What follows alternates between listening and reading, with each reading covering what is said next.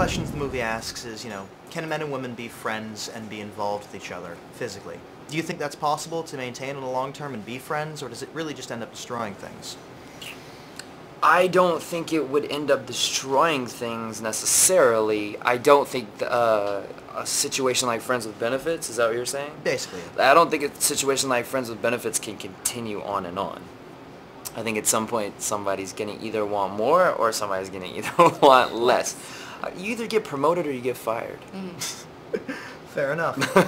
So, there's a lot of you guys having scenes of very funny and intense dialogue while you're both basically naked for a lot of the film.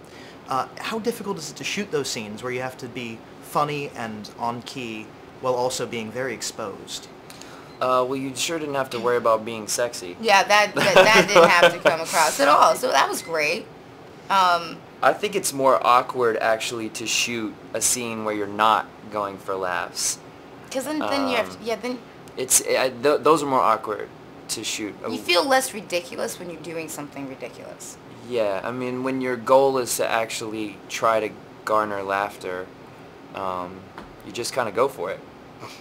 I think it's pretty obvious that I am shameless, and just in general. And I put my body on the line for comedy, man. That's what I do. His butt's funny. Yeah, my butt is hilarious. Yeah. So one of the things in the film is there's a lot of... Hey! There's a lot of sort of jokes about some old hip-hop stuff, and I really like the old crisscross songs. What were some of the songs that you guys grew up listening to? Well, those were... Yeah, that was one of them. Yeah. That was what was fun about making this movie, is I feel like we were trying to make a comedy for our generation.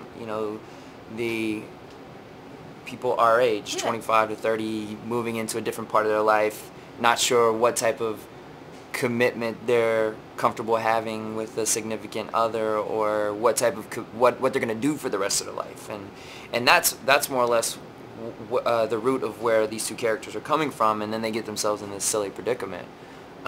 So yeah, I definitely grew up with some crisscross. And then I have individual... Apparently they make you jump. Jump. And put your pants on backwards. Crisscross will make you jump.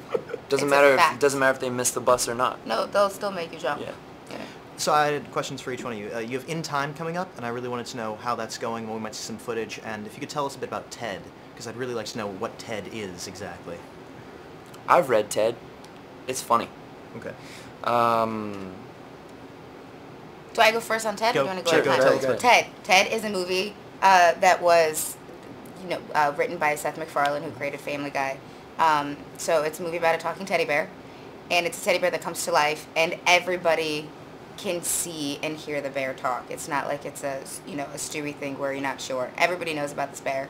It's the first ever world talking teddy bear, and it's kind of 20 years later. The teddy bear is like a has-been, and he's living with Mark Wahlberg, who's the owner of the bear. I play Mark's girlfriend, and hilarity ensues. And then In Time is it's set in the future. It would probably end up in the sci-fi genre, but it's really sort of more of a performance-based movie, and it's actually very intimate. But as far as seeing footage, don't quote me, but I think they're going to show a little bit at Comic-Con.